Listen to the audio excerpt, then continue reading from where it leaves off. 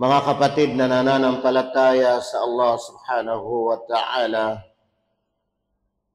kapag mayroon tayong naisip na kabutihan, mabuti, o para sa kaluguran ng Allah subhanahu wa ta'ala, ay gawin na natin.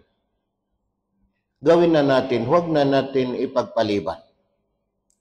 Mas mainam yung tayo ay magmadali sa mga kabutihan o sa mga gawain na para sa kaluguran ng Allah subhanahu wa ta'ala.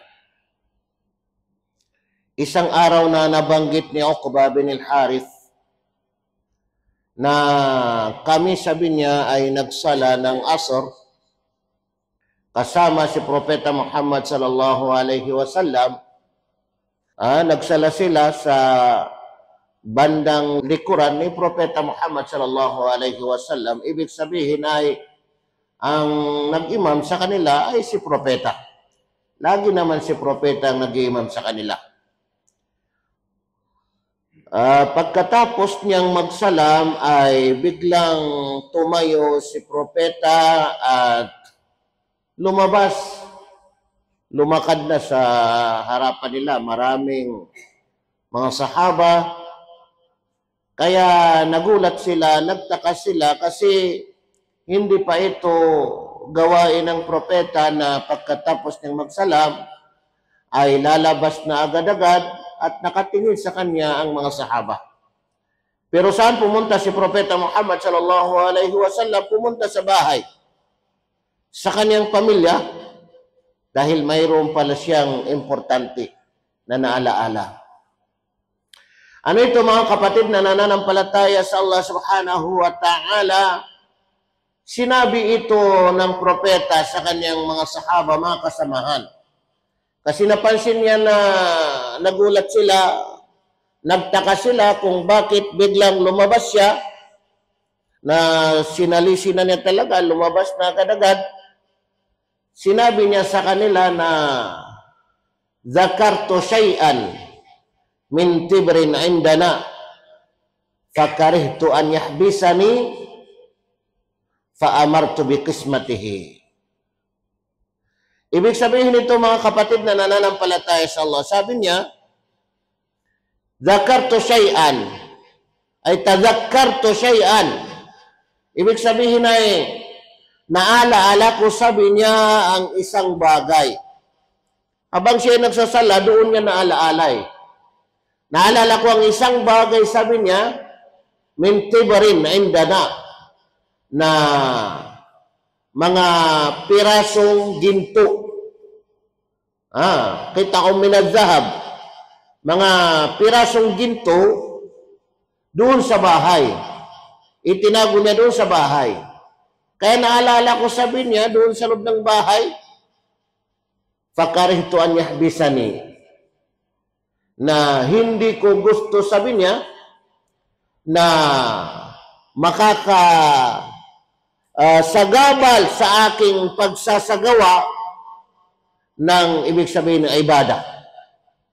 Makakasagabal kasi kahit anong gawin niya na ibada o pagsamba, ay lagi niyang naiisip yun.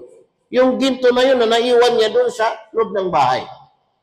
Sa paliwanag pa, pangalawang paliwanag na fakarihtu an yahbisani, ay hindi ko, sabi niya, gusto na mananatili yung mga ginto ng matagal sa loob ng aking bahay. Faamartu bi qismatihi, kaya ipinag-utos ko na hati-hatiin na yan, ipamigay na sa mga karapat-dapat na bigyan. Tingnan ninyo, mga kapatid na nananampalataya sa Allah subhanahu wa ta'ala, sinilit ng mga pantas sa pamagitan nito ay nakita nila na kapag kabutihan ang pinag-uusapan, ay kinakailangan na magmadali ka.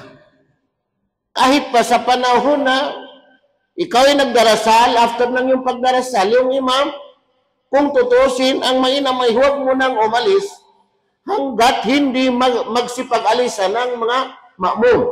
Pero dahil sa kinakailangan para sa kabutihan, ay al-mubadaratu ila fi'alil khairat.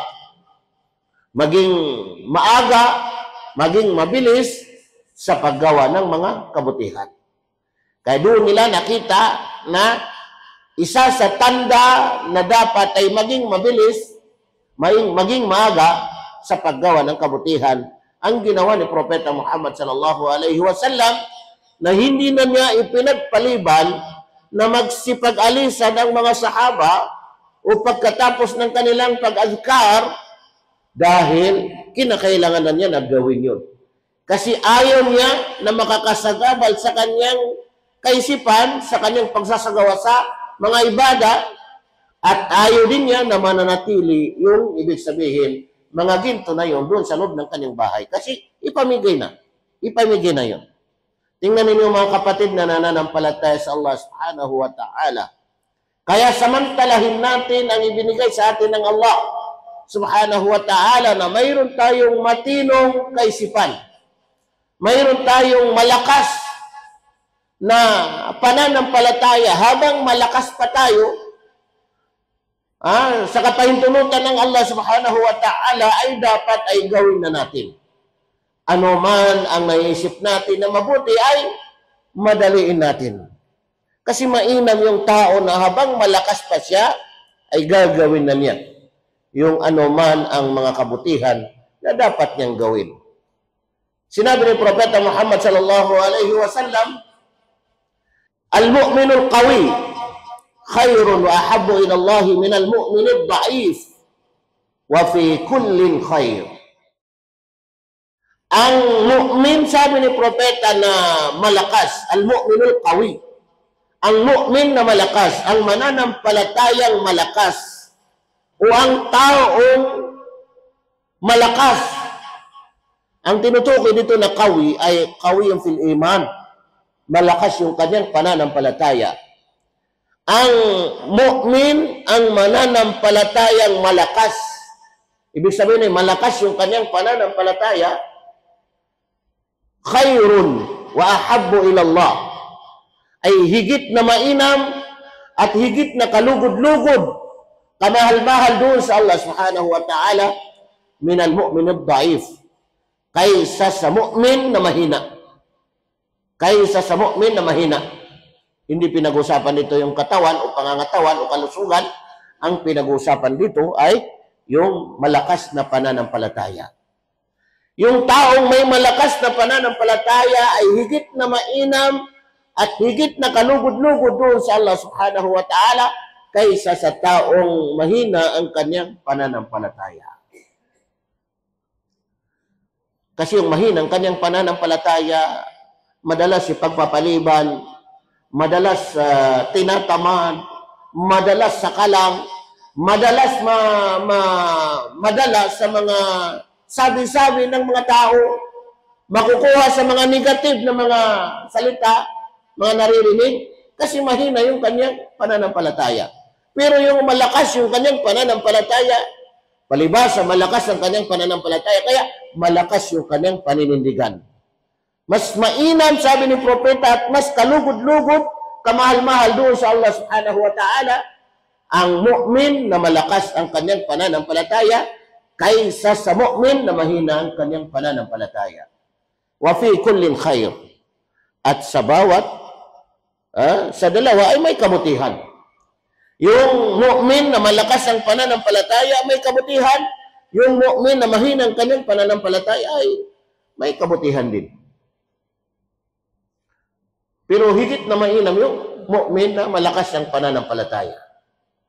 Kasi sa lahat ng mga kabutihan, mainam yung mu'min na malakas ang pananampalataya at kalugod-lugod doon sa Allah subhanahu wa ta'ala. Kaya huwag tayong matitinag sa mga hangarin natin na mga kabutihan para sa kaluguran ng Allah subhanahu wa ta'ala, ay huwag tayong matitinag. Gawin natin. Gawin natin, huwag natin ipagpapaliban, huwag natin ipagpapabukas, huwag na tayong mag-isip na anumang mga negatibo, kaya makinig ng anumang mga negatibo, o kaya makinig sa mga tao na walang iniisip kundi paninira walang iniisip kundi pagkontra. Walang iniisip kundi pansarili lamang ang iniisip. Na hindi iniisip yung kapwa, na hindi iniisip yung kapakanan ng mga tao. Kaya hindi iniisip na mayroong may dudulot na pakinabang sa mga tao. Kundi ang iniisip mula sa umpisa hanggang sa dulo ay pansariling interes lamang ang iniisip. Mga kapatid na nananampalataya sa Allah subhanahu wa ta'ala,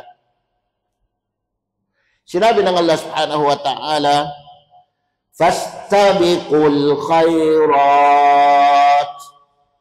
Napakaikli. Ayon sa kahulugan nito ay mag-unahan kayo. Fastabiqu, mag-unahan kayo. Ibig sabihin ay magpaligsahan kayo. Mainam na, ikaw ang mauna. Fastabiqul khairat, sa mga kabutihan. Sa mga kabutihan. Kapag alam mo ito ay mabuti, alam mo ito may pakinabang, alam mo ito ay para sa kaluguran ng Allah subhanahu wa ta'ala, fastabiqul khairat.